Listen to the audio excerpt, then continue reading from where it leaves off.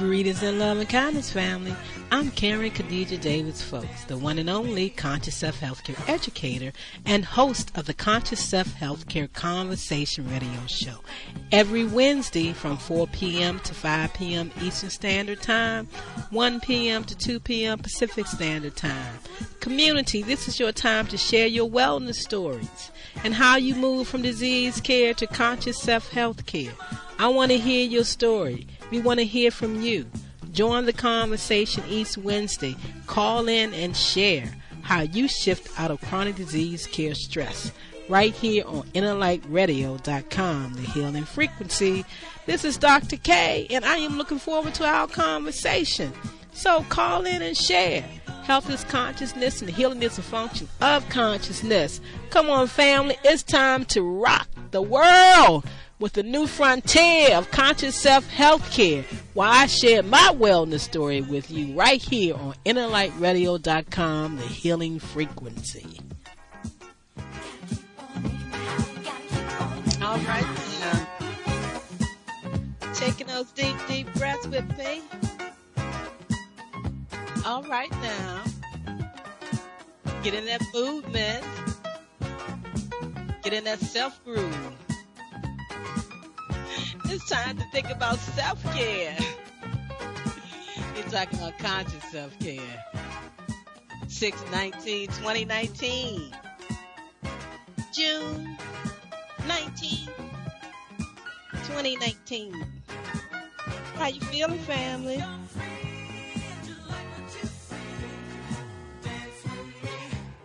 Thank you for coming to dance with me and taking that deep, deep, deep, deep Kundalini breath. Refreshing breath. Relaxing breath. The healing breath. The breath we take when we come into this world. You know all about that. How you doing? How you doing? How you doing? How you doing? Are you feeling good? You know, I'm feeling good. My body doing a lot of cleansing. It's doing a lot of releasing. You know, I'm up in the brain area now. Y'all know I took the last year to heal that body, to get a lot of that fluid out, that inflammation out. It ain't supposed to be there. And that moved around just fine, just well. And the brain says it's time to release. It's time to let go of what's in here. That means I got to work on the face and all the lymphatic vessels all up in my face and all the lymph nodes up in there and all that sinus area and them eye sockets that can hold a lot of fluid. So the body is going through some major adjustments, and I'm happy. And I'm blessed, and I'm able to do this and do it my way and do it pharmaceutical free. How you doing, family? Thank you so very much for tuning into the Conscious Self-Healthcare Conversation radio show. I'm your host, Karen Khadijah Davis-Foulks. I am the one and only Conscious Self-Healthcare educator, helping you to understand what your body's symptoms are saying. This information will rejuvenate your thoughts to live a stress and disease-free life where conscious self-healthcare moves. We're talking about mental observation view. It's essential for self-success. We're talking about your mental observation view of your own life, what you're doing. Not so much externally. That's a major part of it, but you got to look at yourself. So my question is always, how can I help? Health education for longevity and peace. You slay your healthcare fears. False education accepted as reality. False evidence of fear appearing real. So we can face everything and rise to a high level of ascension while we're still here on planet Earth. Thought and consciousness, and understanding how all that goes together to create our reality, that we don't stay stuck in those programs in our subconscious mind that we run in our life that we don't think is there while we're doing something else, and then we don't have the match right. And then we want it all to be external, but it's not. Take a deep breath, family. Did you breathe through the week? Are you in definite control of things in your life now? Are you giving yourself that big clap, that big applause, because you in the groove? You've been in this mode for so long now that it's almost like normal. We've been talking about this for a long time. As long as I've been on Inner Light Radio, we've been talking about it. So are you in that groove? Are you in that groove of the laws of vibrational energy? Say, yes, I am. I hear you. Yes, I am. Because love is the power that brings my entire life together. It heals, renews, restores, and empowers me with divine energy and life. I don't know. I just love saying this. I say it so many times through the day because it's just like, it's like a breath of fresh air coming through my body because I'm love in action and I am the master of positive self-expression. Yes, I am. And yes, you are too. So, we are here to be givers and receivers of love, laws of vibrational energy. And we all know that God did not create religion. That's love, laws of frequency and vibration. So are you ready, family? Are you ready to take those deep, deep breaths with me to awaken that snake in the body? Let it curl up that spine. Let it send out all those signals and all that vibration to every organ to get back in tune, to get back in balance. Got that lymphatic system flowing and moving easy. No more blockages. We're talking to ourselves as our body goes through. Anywhere we know we got tumors or whatever they want to call it or whatever they say is causing the stagnation. We are deep breathing and we are moving our lymphatic system to allow that to happen. So you're rewriting your personal health care plan with me today. And I thank you so much for doing that because you are the master of your own thoughts and mind. You tell your mind what to think. You tell your feelings what to feel. You tell your body how to react. And I say, keep on letting it flow. Just don't let it get trapped up in the eye sockets no more. Just let all it come on down. Let everything move through the face with ease and calm and come on down and hit those two particular knots right there in the thoracic duct. Yeah, let it hit that left and right and purify and go on down and cleanse things. Telling your body how to react. Yeah, thank you. I wanted you to purify yourself, so I know I had to go through something, so I recognize what that is. No more diseases. It's the body self-correcting itself. We're talking about making conscious self-care moves. Master your mind, master your feelings, master your thoughts. You must tell your human holographic image what to do. And love telling it what to do, how to react, and how to think. And you know what I say. They can call it whatever they want to call it. Insanity or sanity. It's what you need to do for yourself. Vibrating through the true energy of life. That breath. Connecting with that one great system in the body. The lymphatic system. The undercover system and the overcover system and the inside of every system. The purification system, because everything got to purify itself, just like in your life, just like in the world. Like my brain had to purify itself. It was flooded. Got so flooded that the area of the body could stroke down and started functioning crazy. And I had to look at that from my higher self and say, oh, wait a minute. Look what you've created. Look what you're doing. Do you want to stay there? No, we don't want to stay there. We make conscious self-healthcare moves. We cannot stay there. And you're able to see that when you process from the heart, that divine heart, the heart, the image, imagination, feelings, attention or not, intention or not. We're manifesting and we're manifesting the truth from the higher state. We're not into that brain thought. We got to think and think and think and think. And I know we always talk about taking good thoughts and having good thoughts, and we need to have them. But when you get stuck in those thoughts and understanding of everybody's thoughts and what everybody's saying, and you may can get lost and not get the right image. And then your affirmations might not flow. Then the body, emotions, and your visualization is off. Or it might be right, but that's how you're going to be manifested. And we're talking about sitting back, making conscious self-healthcare moves. He said, behold, I give you the power to look, to view from your own states of consciousness. So are you doing that, family? Did you do that through the week? Did you care for yourself? Did you catch yourself? Did you share that thought with somebody that came to you and brought you something? Did you say, y'all know what? I'm rewriting my personal healthcare plan. And I can't go with that no more. I don't want to sit around with that kind of energy around me anymore. You got to raise your own vibrations. You have to be aware of what's going on in the world and what's happening. But you got to create that positive pattern of flow for yourself and your life on a daily basis. Take those deep breaths with me and relax. And you got to feel it from the tip of your toes to the top of your head. You got to be in balance with yourself. You got to understand yourself. I got a question for you out there. And you know, you can email to innerlightradio at yahoo.com. You on Skype, innerlight, inner_light_. You can text something there. But people treat others how they truly treat themselves. Do you agree with that? People treat others how they truly treat themselves. How about this one? Do most individuals want to be treated, healed, saved, or be well from their doctor, practitioner, holistic advisor, whoever they go to?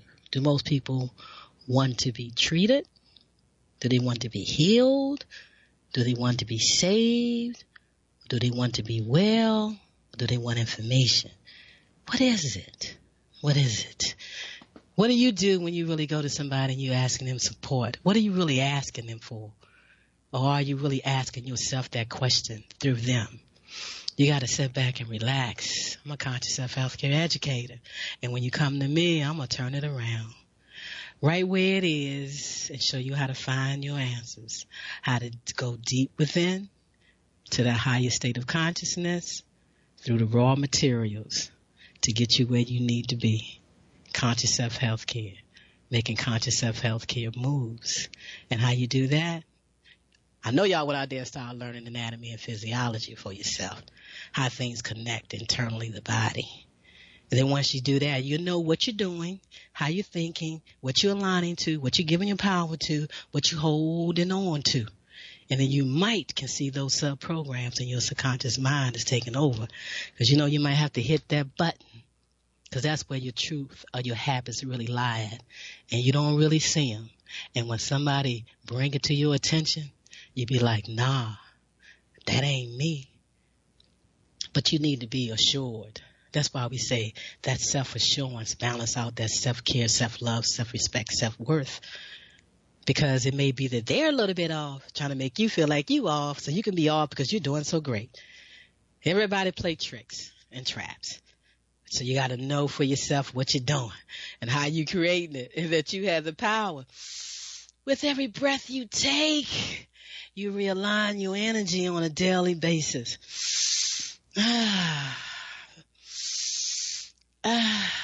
I feel so good because everything's opening up. And I'm going to tell you, there's a whole lot of fluid coming down from my face this week. The way I'm working on it now, and I'm working with these lymphatic vessels in my face and bringing it on down. You know, and you got that one little line that comes down from the brain that brings all the lymph fluid from the brain out of the body so it won't get so trapped up in there. You know, and we all have fluid up there, but we don't think about it. And we don't even associate sinus with that that's what's going on. The lymphatic vessels are trapped, that everything is trapped right there, your lymph nodes. And you need to have things move quickly and clean out. And that's why it's good to rub your face, you know, that tapping. But just rubbing your face, getting in the groove of doing your own body massages like we talk about, brings a balance in your life. So sit back. Take a deep breath and think about this today as I continue to share with you. I'm going to take a station break, but just put this in mind while you are meditating. Whatever notion is firmly held concerning the body, that it becomes. Whatever notion is firmly held concerning the body, that it becomes. So it shifts all the time because of your conscious thinking.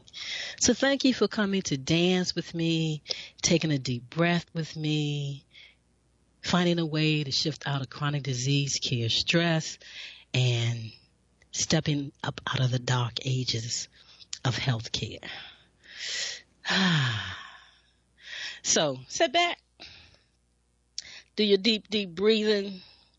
We're going to listen to a 12-minute tape because somebody sent it to me saying, you know, you fashion your center after Reverend Ike, and I follow Reverend Ike too. And have you heard this particular clip, this little short 12-minute clip? So I'm like this for my read. journalism days, the title got me.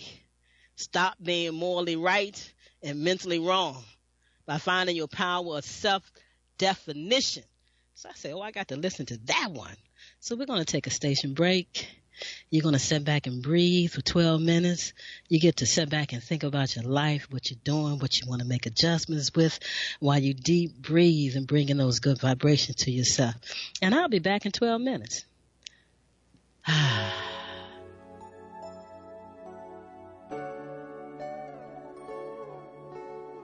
Is it time for a new approach to your health care? Are you ready to leave the dark ages of disease care management and pharmaceuticals? If your answer is yes, get ready to relearn, rethink, and rewrite your personal healthcare prescription plan with Dr. K.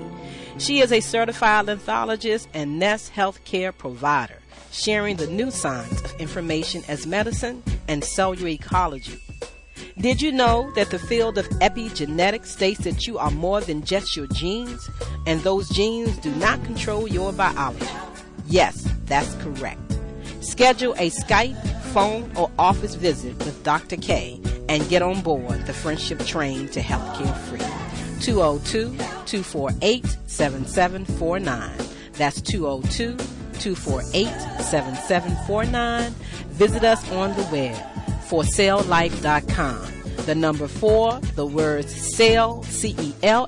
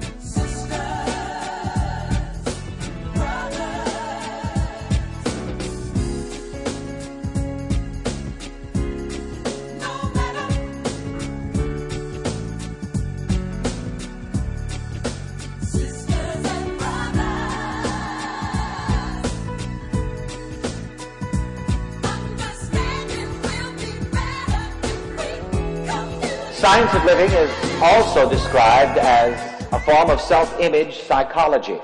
And we teach you that it is your responsibility as an individual to establish a positive self-identity. And I'm going to give each one of you a question, and I'm not going to ask you to answer it out loudly.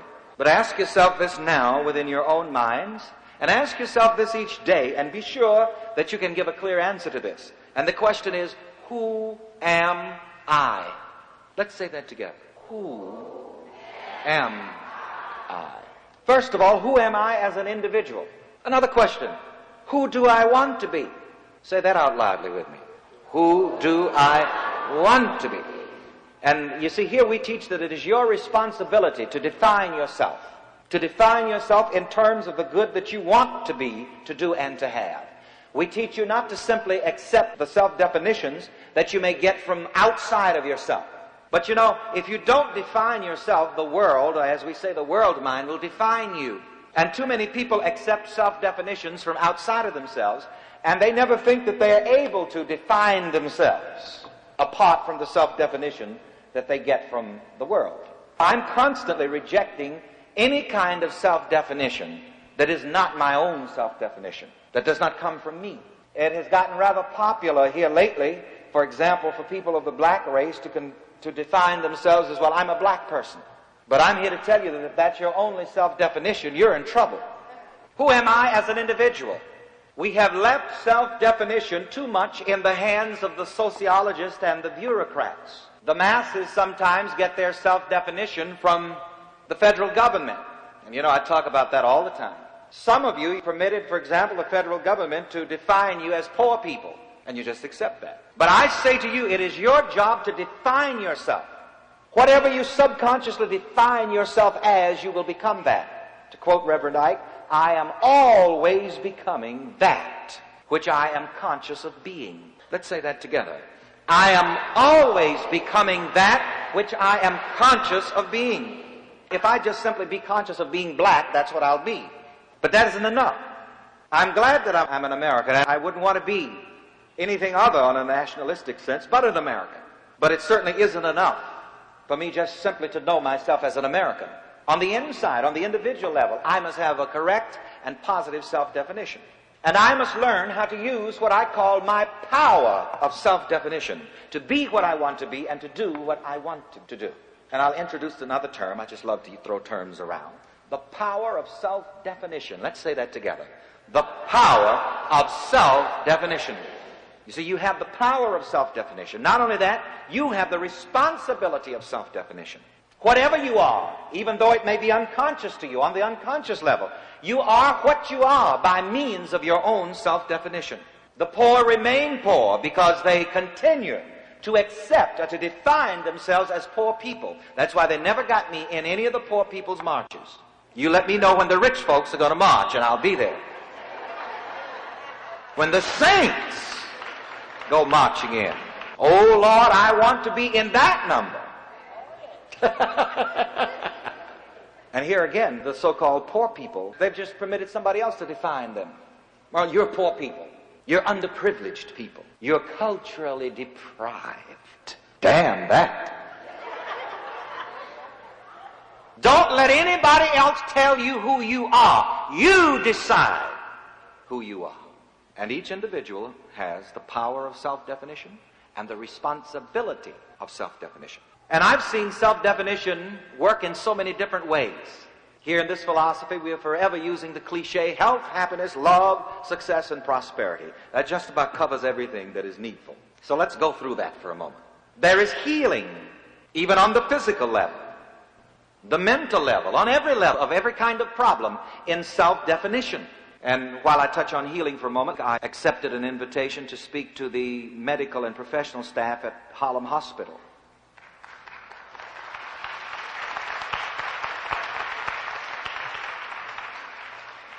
On the subject of healing, medical and non-medical. There is healing on all levels in self-definition. And I have discovered in my ministry of healing, because, I've made quite a reputation in years past as a faith healer. And there are people until today who say, well, who's Reverend Ike? Oh, he's a healer. I was very amused as I was going to a healing and blessing meeting in New Orleans for the first time, and I got a taxi that day. I rode alone just so that I could observe the people going in. And as the taxi approached the auditorium where we were conducting the meeting, the taxi driver mischievously stuck his head out of the window and said to a lady, says, where are all you people going? He says, oh, we're going to see Reverend Ike. I said, who is he? Oh, he's a healer from New York. Yeah. But now the way I practice so-called healing, quote unquote, is somewhat different than before, because I believe that as you practice anything, you should improve. As you practice any art, you should improve. But I practice healing now by what I call the method of self-definition. I teach people to define themselves as healthy. I teach people to identify themselves with health. Because from my point of view, I think a lot of people become sick simply because we've been conditioned to identify ourselves with sickness and with diseases. And somebody said to me years ago, well, Reverend Ike, you got to have something to take you out of this world. That's just a foregone conclusion. And most people have subconsciously accepted the idea that something's got to get wrong with them and that they've got to suffer to go out of this world. And I frankly think a lot of people that have said they died of heart attacks, I don't believe it. Because you know what I told you before, I've never seen a heart attack anybody. But rather it's the reverse. People attack their hearts. And I think some people just go suddenly. And I think that when you go, it's a good way to go. You just go. Go on sweeping through the gates or wherever you're going. But somehow or the other, it's in the mass mind that in order to leave this world, you've got to suffer out. And so humanity as a whole identifies itself with sickness, disease, and suffering. And our standard prayer here in this philosophy is this: God in me is my health. Let's say that together. God in me is my health. What are you doing there? You're identifying yourself with health. You're identifying yourself with wholeness. You are defining yourself as one who is healthy. And I've seen marvelous things happen in the lives of people as I have taught them to identify themselves with health. Because as long as you continue to identify yourself with sickness, you're going to be sick. You'll buy out the drugstores and wear out the doctor's patients. Happiness. If you want to be happy, you define yourself as one who is happy. This here again is the power of self-definition, self-identification. But you know, people are quick to identify themselves with the blues or the blahs. And you poor women who stay home all day and watch television, you identify yourself with every sad sack on the television. As the world turns, Secret Storm. What's the other one? Dark Shadow and Edge of Night. It would shock you to know the negative suggestion that just these titles give to your subconscious mind. And here again, we are not a church that teaches thou shalt not, thou shalt not, thou shalt not. We don't tell you don't go here, don't go there, don't do this, don't do the other. The rules that we make are rules for thinking. But just take that title, for example, Secret Storm. That's enough to give you nightmares for the rest of your days. Does that suggest that there's something brewing that's sinister? And your subconscious mind picks that right back up, and then something terrible happens to you, and you swear up and down, Reverend Ike, I didn't think this up. Don't tell me I thought this up. Now, but somewhere in your subconscious mind, a record of Secret Storm was impressed. Your subconscious mind says, okay, she wants a storm, I'll give it to her. Edge of Night. And you see some of you ladies, you sit and you watch that, and you see how this man is treating his wife, and you sit down, you cry, oh, look how he treated that poor woman. And then your husband comes in and beats the hell out of you, and you wonder why. He'll get on the phone, Susan, did you see Secret Storm today? Isn't it a shame the way he's treating her? There's something about the human psyche that is fascinated with trouble, fascinated with negatives. There's something in the human psyche that's just fascinated with morbidity. Someone has said, attention is destiny. You give your attention to morbidity, and you're going to create morbid things in your life. See an accident on the highway, everybody stop. Just like vampires looking for blood. I heard someone say once that a young lady was murdered in her home, and when her remains were discovered, they found newspaper clippings that she had collected for years and years and years about these kind of crimes. This is why you can't judge, and when things happen, I just take my hands off and I don't judge. Because, you know, you never always know what a person is doing with his or her mind. This is why many times the question in the book of Job, why do the righteous suffer? You can be morally right but mentally wrong. And this is the way most religious people are. I found that out. Morally right but mentally wrong.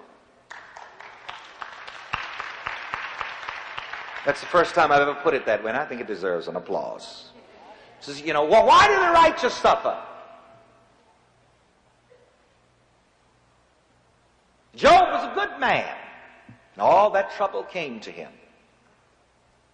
And the question is now, he was a righteous man. Why did all these things happen to him?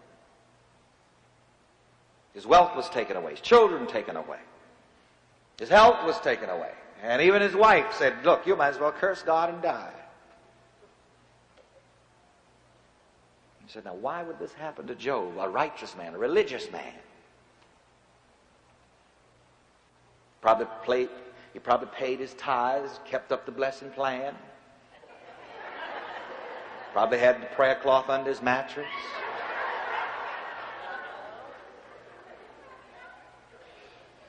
So why did all this happen to him? So I listened to Job.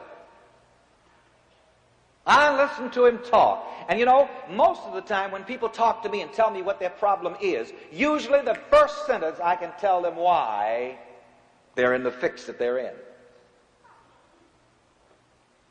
That's why most of the time now I don't even need to talk to people. I can look at them and tell.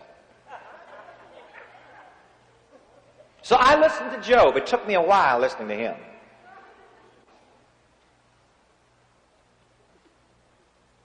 And listen, this is what he said. The thing I greatly feared has come upon me. I said, aha, Job. That's what's got you. The thing. See, some people don't even know what they're afraid of. Stop and think. There's some of you here right now.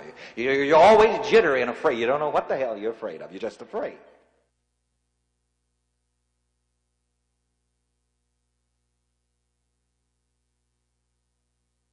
It was sent to me.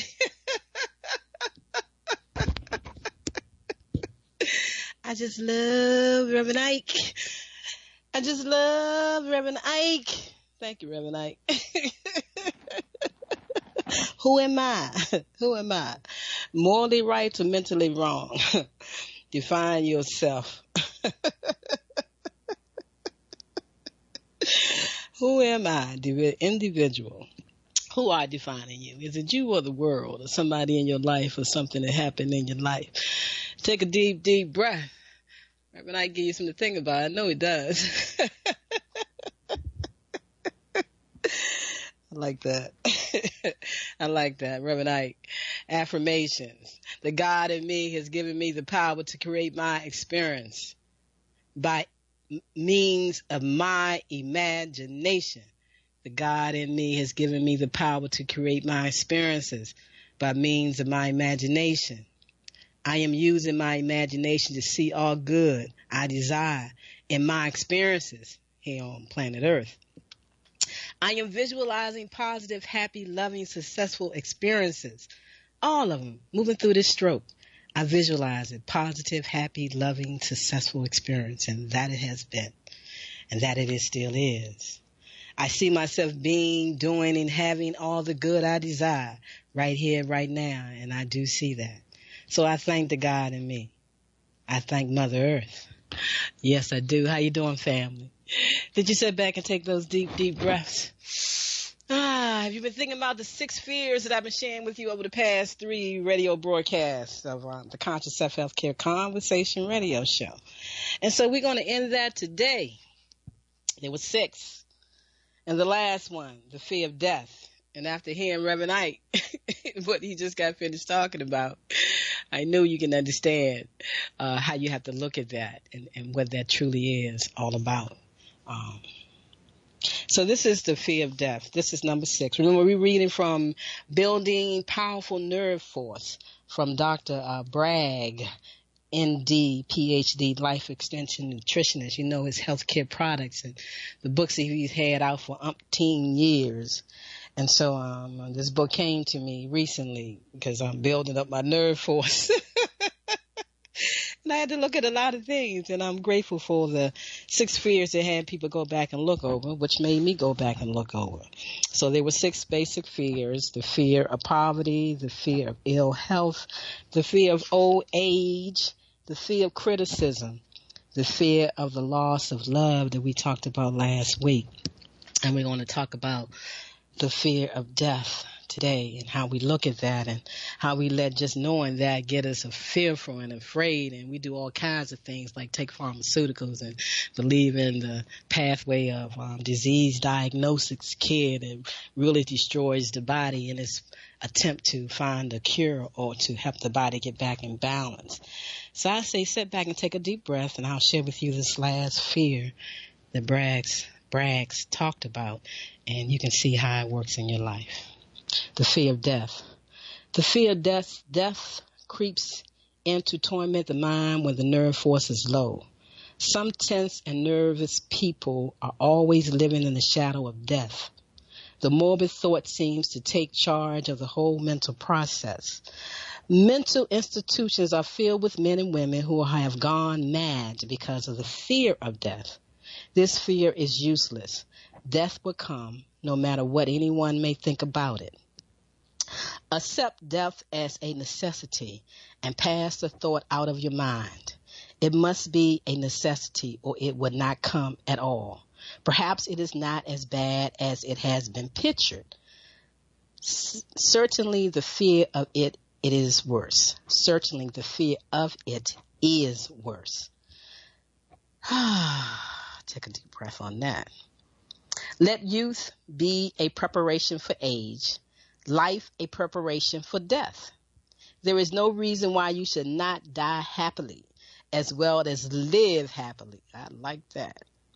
If you have worked well, played well, done your share of good in the world, and put your affairs in order, why should you not go cheerfully and with a grateful heart? Sound like the way my sister left this planet, and my mother, and my father.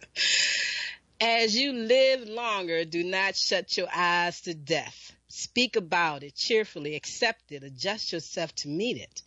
All life is but the preparation for that great climax. Govern yourself so that you can go with many satisfactions and few regrets. Like my mother said, I heard her say, I have no regrets. Live worthy so that you can die worthy. Live worthy so that you can die worthy. Now, in the atomic age, science has demonstrated that the entire universe is made up of only one thing. Energy, and we are energy. And the first law of physics is that energy can be neither created nor destroyed. All right now. It is manifested in an infinite number of ways. Yes, it is. In all the various forms of matter and living things. But it is still the same energy. It can be transformed, but it cannot be destroyed, family. You cannot be destroyed. Take a deep breath on this. Life is energy. If it is anything. If energy cannot be destroyed, of course, life cannot be destroyed. Like other forms of energy, life may pass through various processes of transition or change, but it still remains life energy. Death is mere transition. All right. If death is not merely change or transition, then nothing comes after death except a long, eternal, peaceful sleep. And sleep is nothing to be feared. Thus you may wipe out forever the fear of death. With me personally, he says, death is the furthest thing from my mind. And I agree. I think only in terms of living. But I believe this, but I know the Eskimos was the ones that said it. I am like the Eskimo who believes that each night when we fall asleep, we die. And on wakening in the morning, we begin an entirely new life. Let me say that one more time. I am like the Eskimos who believes that each night when we fall asleep, we die. And on awakening in the morning, we begin an entire new life. So I say, I make every day as perfect as possible.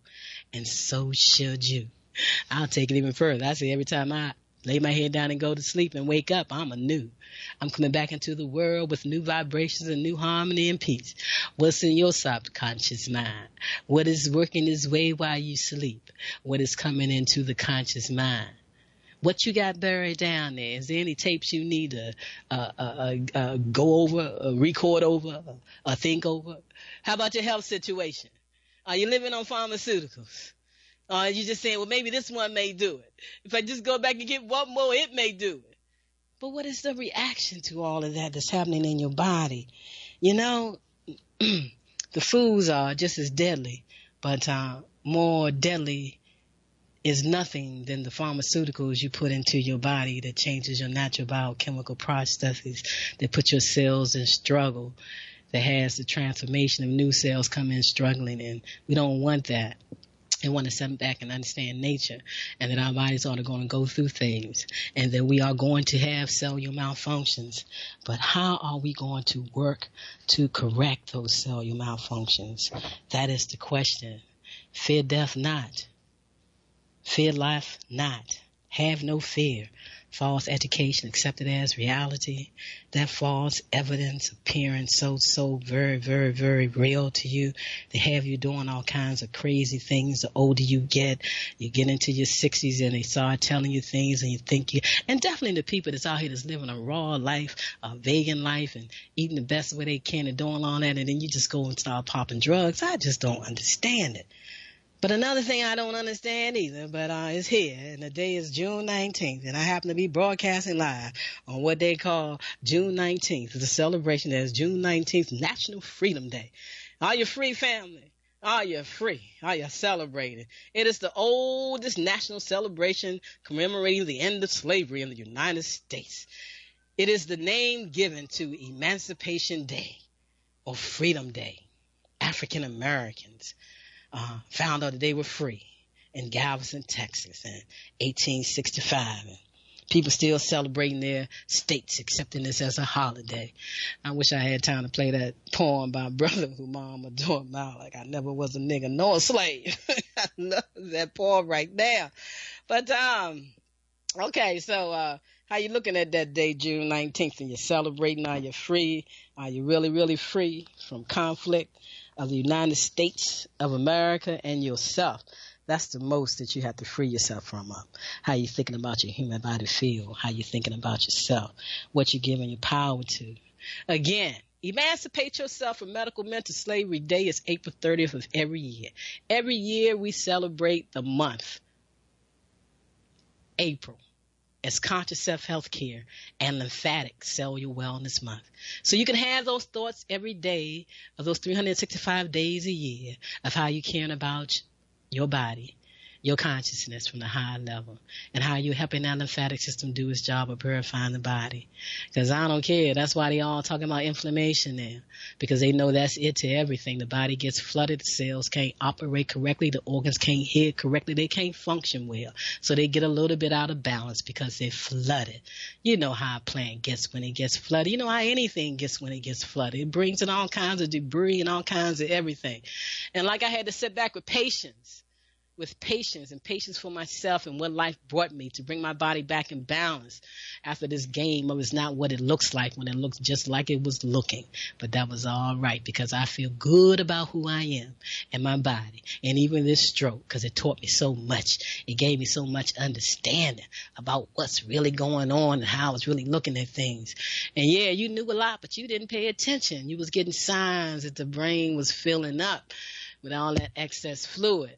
So I'm telling everybody right now, if you don't have sinus issues, you still got a lot of fluid in your face, and you want to start recognizing that and moving those fluid and working those lymph nodes along the face, the forehead, around the eyes, down your throat. You want to get things moving. You want to take those deep, deep, deep, deep breaths, and you want to keep everything flowing with ease. That's what's so great about the power of the breath, is that we have that power. So, whatever notion is firmly held concerning the body, that it becomes. What you've been thinking about, family. What's been on your mind. Beverly Rubik, she had this to say. One important feature of living systems, distinguishing them from the non-living domain, including machines, is a large number of intricate pathways along which information flows between all levels of organization, both ascending, bottom up, and descending, top down. One limitation of conventional biomedicine is its bottom-up reductionist approach that precludes top-down approaches because these are not strictly reducible to biochemical events. Think about that. And think about how you care for your health. Think about how you care for your body. A question came through. I would not take the meds, statins and metformin. My doctor says he won't continue to be my doctor. And he also said no other doctor would treat me. What the hell am I going to do? She asked. Any advice? Yes! Become your own wellness doctor. Take anatomy and physiology, learn nutrition, and know what those names truly mean, what's going on in your body.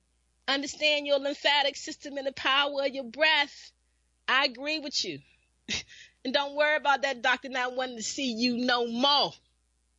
Because I'm telling you, he want to see you. He truly, truly want to see you. He want to get that money. So family, community, and friends, remember to always sit back and take a deep breath and think about yourself. So I say to you, are you ready to move beyond a man-made mindset of human consciousness? That's my question to you daily to ask yourself. Are you ready to move beyond a man-made mindset of human consciousness around your personal health care? I thank you for coming to dance with me.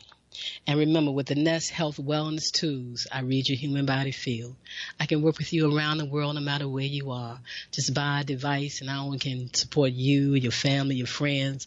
And we do scan. We scan your dog, your cat, and your horse. That's all we work with.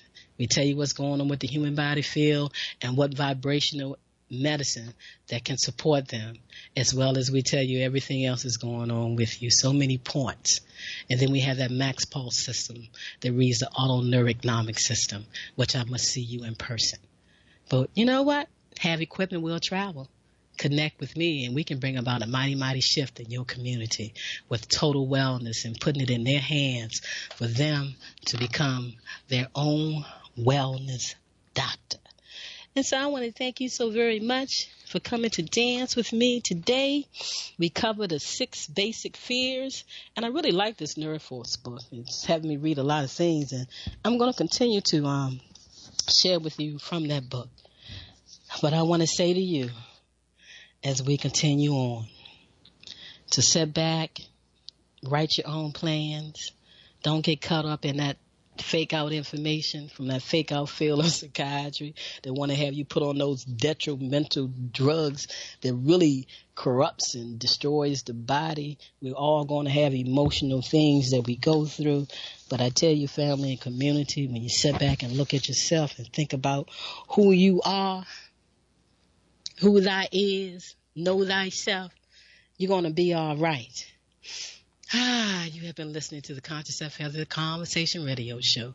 I'm your host, Karen Khadijah Davis-Foulks, the one and only Conscious Self-Healthcare Educator.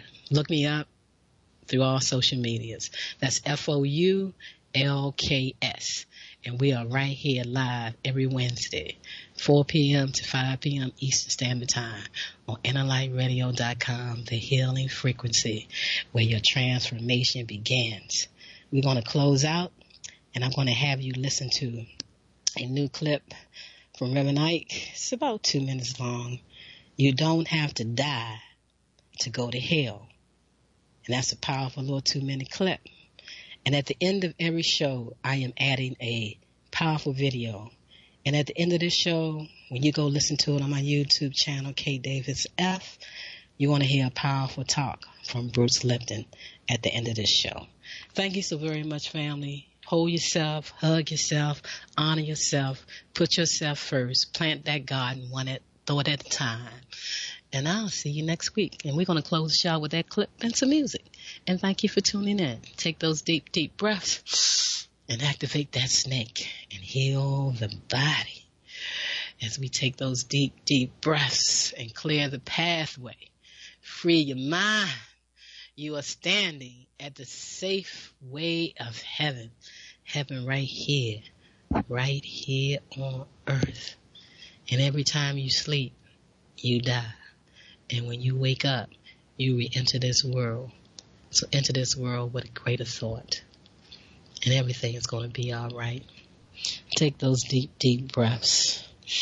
And think about how you're going to crack your self-talk code and renew your mind's awareness. Take charge of your mind. Take charge of your body. Take charge of your life. We're talking about wellology. Wellology programs and understanding your human body field. Health is consciousness and healing is a function of consciousness. So what are you thinking? Liberate yourself from medical hexing and pharmaceuticals today. So Jamal, do we have that clip? And we can end up with some music behind that clip.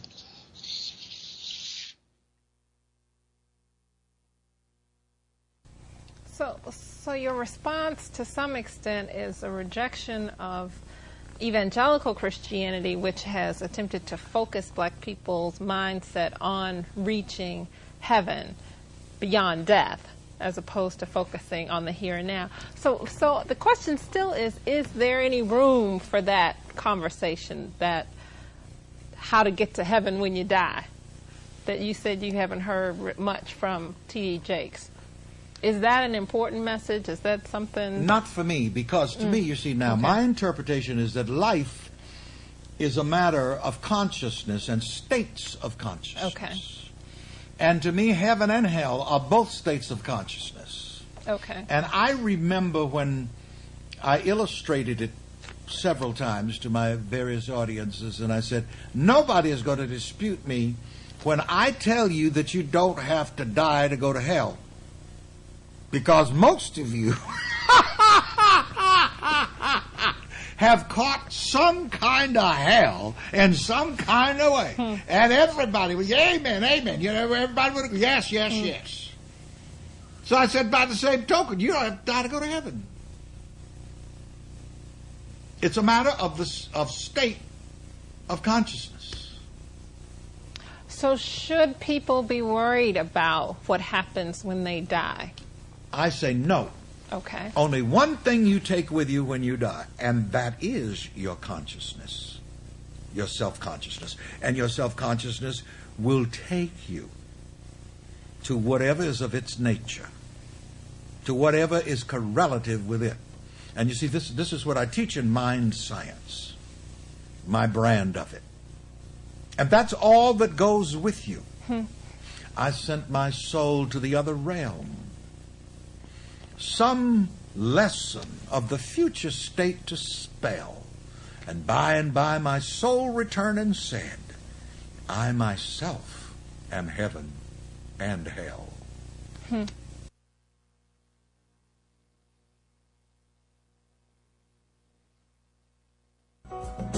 Wake up. Yeah.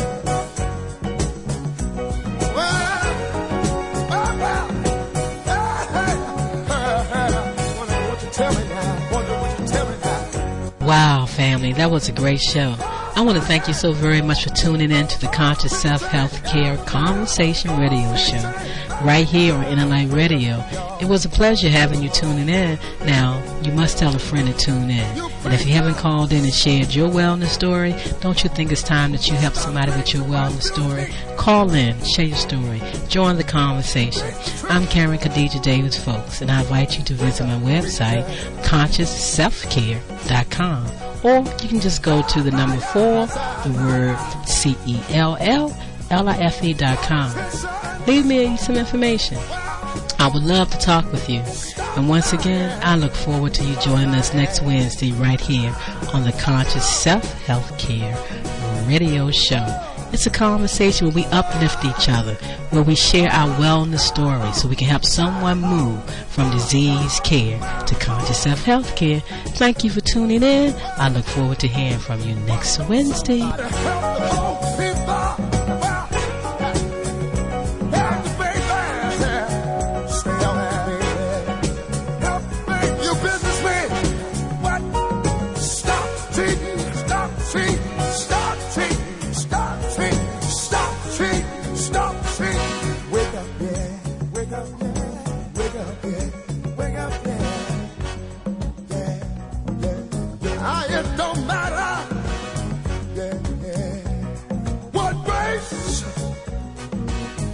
Color, everybody, we need each other. Wake up, everybody. Well, you see, we need, wake up, everybody. We need, wake up, everybody. No more sleeping in bed. No more backward thinking. Time for thinking ahead. Wake up, all your teachers start to teach a new way. They're the ones that suffer each and every day. Teach the children, teach the babies, teach the babies, teach the children, teach the children, teach the babies, teach the children, teach the babies. They're the one who's coming out.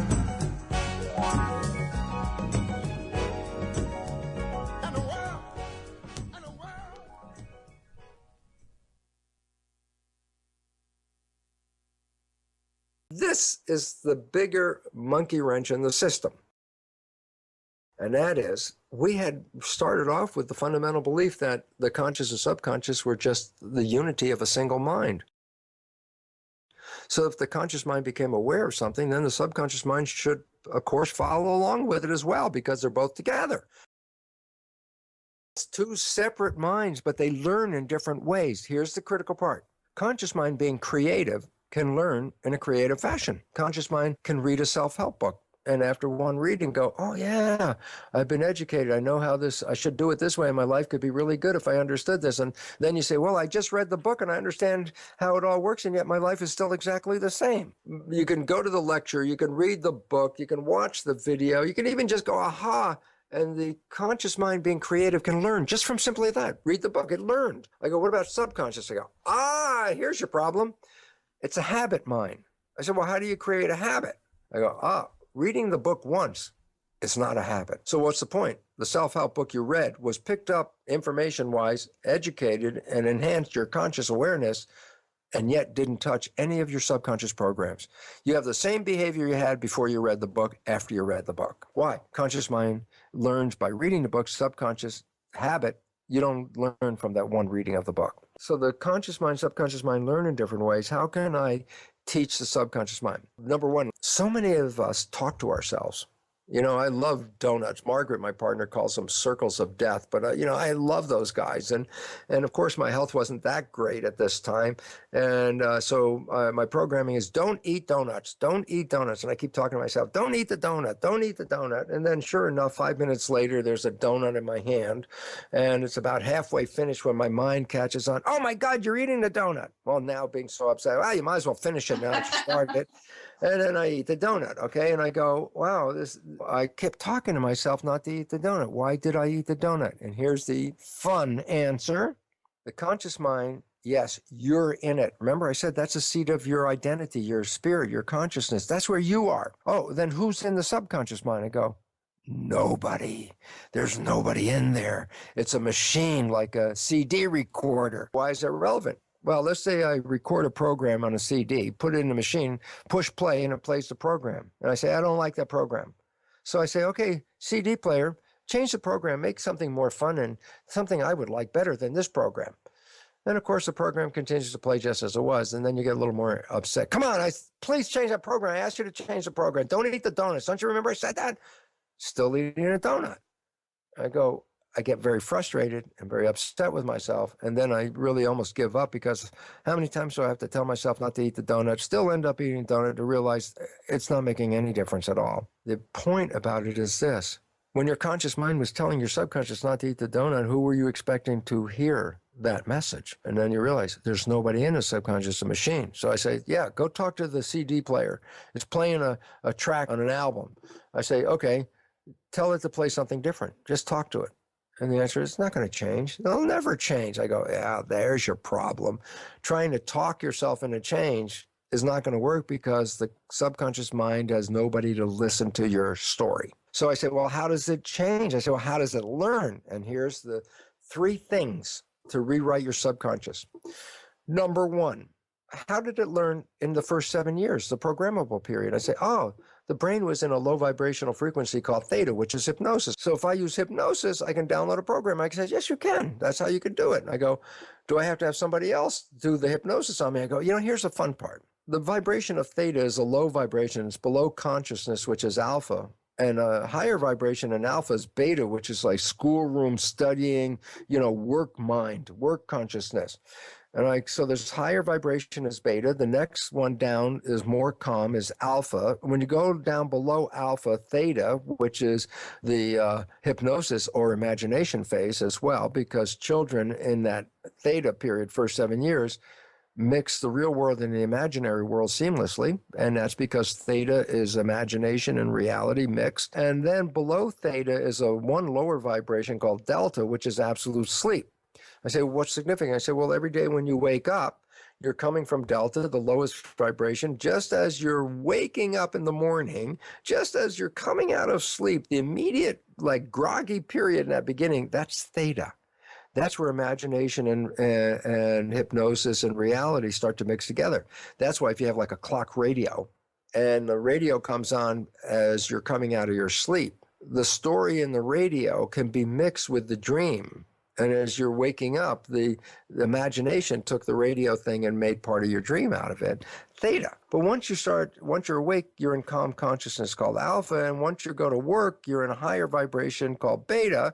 And they say, and what happens when you come home? Oh, well, you came home, you were in beta, but once you started to relax, you calmed down, you went into alpha. And just as you're going to bed, alpha transitions into theta. And then later, when you're in deep sleep, you're in delta. So guess what? Every day when you're going to bed or when you're waking up, you go through a zone of theta. Naturally, from sleep vibration delta, the lowest, to waking up, you have to go through theta. Theta is imagination. So guess what? If you put earphones on and play a program as you're going to bed, just as your conscious mind lets go and is not paying attention to the program at this point, you're really going off into sleep. Theta is engaged. And what's theta doing? Taking the program and downloading it into the subconscious mind, because that's what theta does, hypnosis, bypassing the conscious mind, which just went to sleep.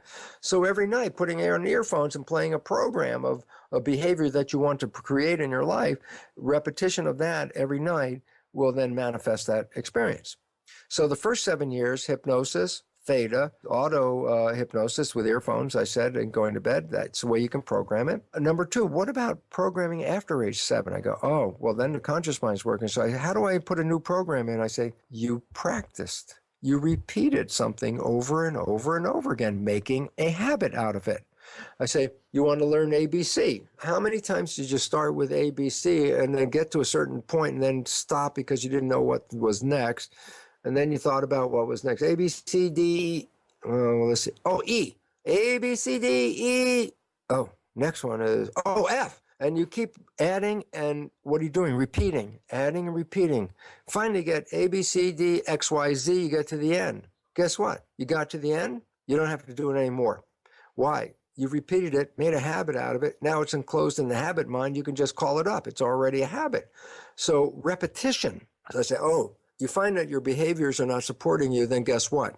Generate a behavior that represents supporting you and repeat it just like a player on a sporting team. Go out and do the practice. Just repeat it and repeat it and repeat it. Even if it's not real at the time, it will become real as it becomes downloaded as a program. Your subconscious will take that program and then use it to manifest life from it.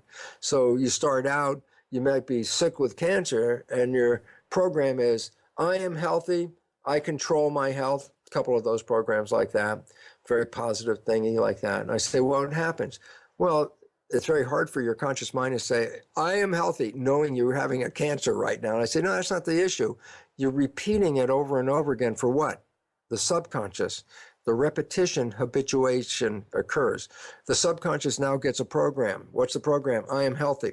The function of the mind is to create coherence between your programs and your reality. So if I put in a program that I am healthy, and at that moment I have sick with cancer, what do you think the function of my mind is? Is to create an environmental situation where health can be restored. Why? Because my program says I'm healthy, my biology says I'm not. The function of the mind is to adjust the biology so it manifests the expression of the program. I can heal myself, but not with my conscious mind. That's good positive thinking. I go, yeah, positive thinking, I can heal myself, I say, and how much of the day are you using that positive thinking? Less than 5%? Oh, it's not going to have much of an effect. You want to have an effect? Put it in a subconscious, make a program, it'll operate 95% of the day.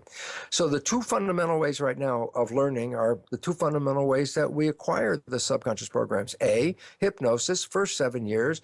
B, repetition of a practice or a pattern, which occurs after age 7. How did you drive a car? You didn't know how to drive it when you first got in. You practiced, and you experienced all of the aspects of driving. So now you get in the car, you've been driving for a while. You don't even think of the mechanics of the driving part. You put the key in the ignition, you're already thinking about where you're going and the destination. All of this now is automatic subconscious programming. And you can turn any aspect of life into that automatic subconscious program. Being in love can be a subconscious program. I say, why is that relevant? Well, whether you just stop and consciously say, God, I'm so happy I'm in love, or just walking down the street, I'm in love. Why? Because that's what my subconscious mind says. And I live that. Those are the two fundamental ways. Now, let me just add the last one, and this is really important because you can find it on my website, which is simple, brucelipton.com. Under resources, there's a whole listing of belief change modifications. And these belief change modalities all involve something called superlearning. And what's relevant about them is these are practices where you can rewrite a subconscious belief in about somewhere between 5 and 10 minutes. A belief you may have had 40 years affect your life. Using some of these technologies, you can rewrite that belief, make a positive belief out of it in anywhere between 5 and 10 minutes. And this is really necessary and cool because human behavior is causing the grossest experience on this planet. We're going extinct.